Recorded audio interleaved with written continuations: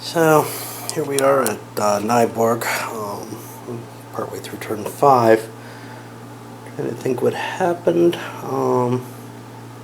So first thing is, this force that was running away, I probably missed that rule, the automatic fall into rally state, or it's possible I didn't and that there was a unit preventing that, but I think looking at everything it should have happened last turn. Oh well. No big deal. I doubt those units were going to reform well anyhow. And the center opened some immediate fire and caused some dancing by cavalry. Ended up causing a casualty down here. By firing the artillery during the artillery's turn, it does make it more attractive for the Danes to charge, and because there's really no defense there at this point except for those infantry, and the artillery can be overrun almost trivially. Over here on the left flank, who is it? Anlefelt. His forces conducted a charge, but instead of crossing that river, which they saw how unpleasant that was, they decided to launch a cavalry attack. This was not a hedgehog at the time, against some of the heavy infantry. That heavy infantry did form a hedgehog. They attacked anyway and lost 2 cav units trying to do so. It's really not something you want to do. Yeah, but, you know, I mean, they're trying to break that line, and it's really, really tough. That stream is a huge defensive advantage, actually. Over here, there's almost no fighting at all. I haven't gotten there yet, but you know, all we've got really is the leader going around trying to rally and improve things. We've got the same with Shack over here, trying to improve stuff. Actually, he couldn't do what he did. Okay. The other Arnhelt's heavy infantry hit the Swedish center in fairly good order. Managed to get a charge order off, and most of their units, only one was shaken, or formation shaken. It chose not to take the cannon out directly, but attack the 2 units on the line, the one with Hedgehog, which actually is a defensive advantage in this era, which I forgot about a little bit, and this guy, and they pretty much were stopped. One unit broken and thrown back, and the Hedgehog got pushed back, but, well, that's going to be painful because reforming that thing and moving is almost impossible. So that may be a permanent breach in the line, essentially. Anyhow, we still got the cav wing over here, which might be able to do something against the artillery at the very least. So at the end of 5 turns at Nyborg, things have not gotten any more exciting for the Danes. First thing that happened, Trump was unable to get to charge orders, so he's just standing there and looking at those cannons still and saying, I don't really want to get any closer. Well, it's not a good place to be. We got the remains of this unit, which stretch out to here, forming up so that they can try to rally back in this area. Mainly this guy was frozen, is the problem. Is one of the problems. We had a Swedish cav, which I kind of missed. That's one of the very difficult problems with this system. There's so many counters piled up on top of each other that sometimes you can't tell whose unit something is, so a Swede ended up kind of stuck in the midst of a bunch of Danes, and a number of rally actions were taking place on Hornside. Anyway, I had to pull him out. We didn't get a cav interception against him, although some cav were killed trying to withdraw because of his ability to fire. So yeah, I mean, there's some cost to that charge that happened there, but nothing like what it was to the Danes. It looks to me like the flanks have held for the Swedes, and the center looks like an unlikely place to break. If Trump had moved forward, he would have still had to face these two heavy infantry. He couldn't just attack the guns, because then he'd be attacked by the infantry first. So, you pretty much do have to break the line to get through the line, and that's not looking too likely, especially with Horn reforming his unit. And down here, who's this? Bodaka. Really also getting closer and closer to being able to smash in. We may see a double enveloping and that whole Danish line just collapsing. So, as usual, I always speak too soon.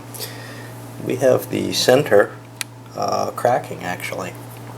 Those units that made that first attack, well, now they were able to smash through and destroy the unit holding here, the combination salvo fire, and advance through the hedge. And then they got a continuation, so they began firing and causing casualties to the hedgehog, which really can't do much about it. They can try to form a line, but they're in a really horrible position right now, as long as the Danes don't attack it. The problem the Danes had before was they actually smashed into it. And we see that unit is trying to... it really can't do anything. Over here the gun fell, obviously, automatically. The Swedes considered doing an attack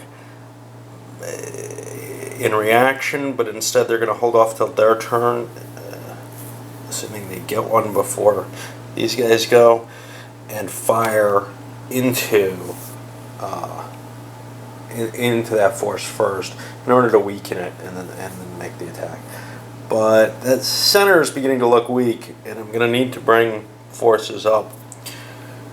This flank probably not so much, but this flank looks like it's available to move right into play and threaten the Danish center. So there was a Danish wing, one unit really, with some commanded muskets under charge orders. And this actually was really an exciting little bit of action. They charged in to this hex. There were two units for the Swedes here. They were trying to chase the... there was a badly... formation broken, out of pistol shots, facing the wrong way cav unit.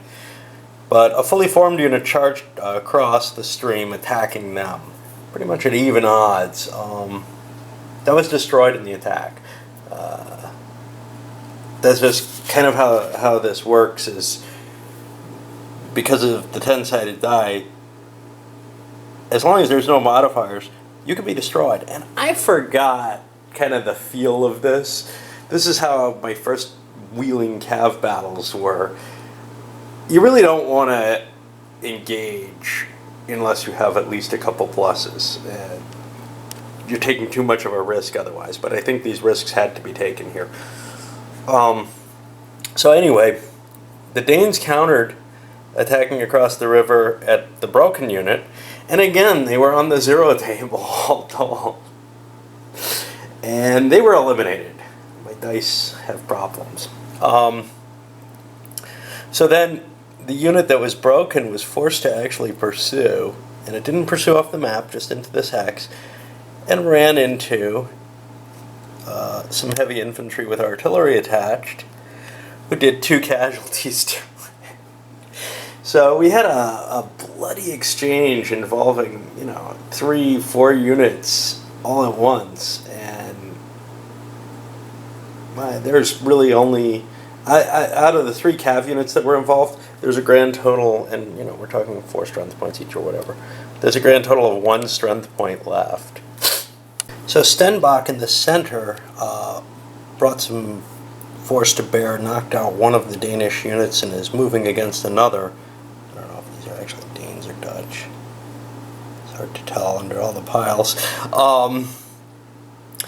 And he got a continuation, but then Tramp trumped him. And unfortunately, Tramp did not manage to get out of Make Ready, which means he's not really going to be able to do anything there.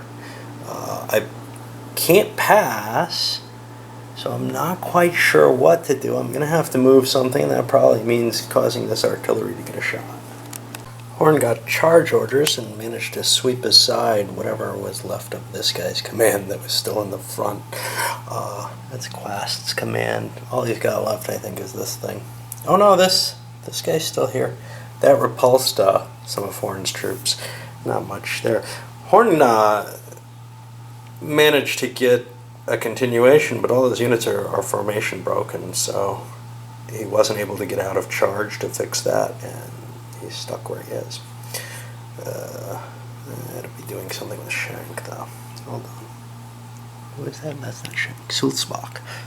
Badaker slashes through the remaining infantry. There was only one strength point, it turned out, that was in the way back here, and also marched up, grabbed a gun, and had a kind of push situation with some cav there.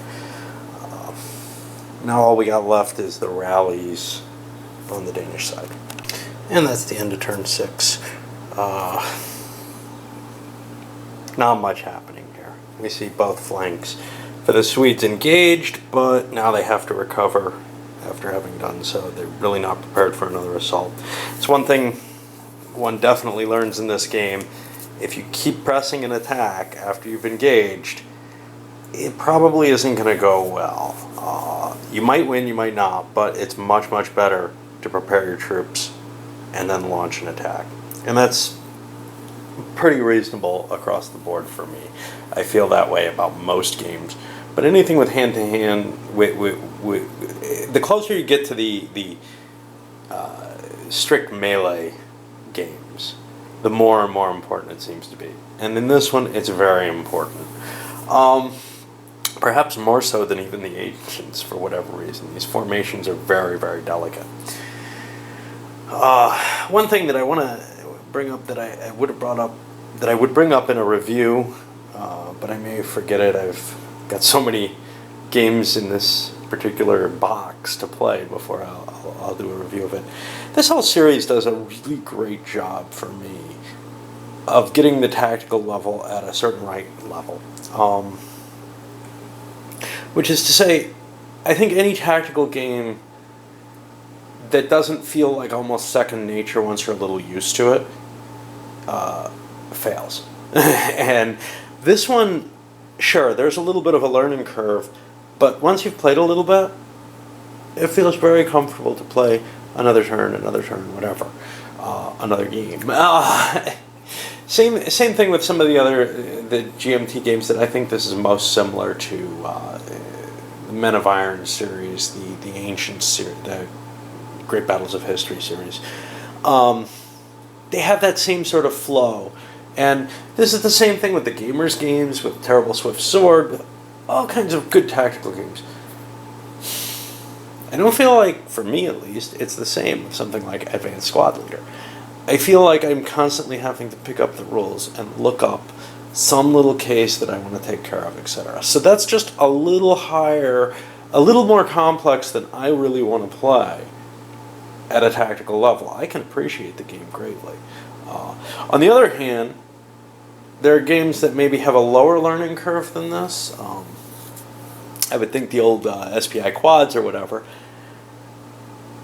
But they're just too far beneath in terms of the complexity where I am comfortable. There's just this huge space that I can live in above them that I feel like I'm wasting. You know, I feel like I'm playing something too simple.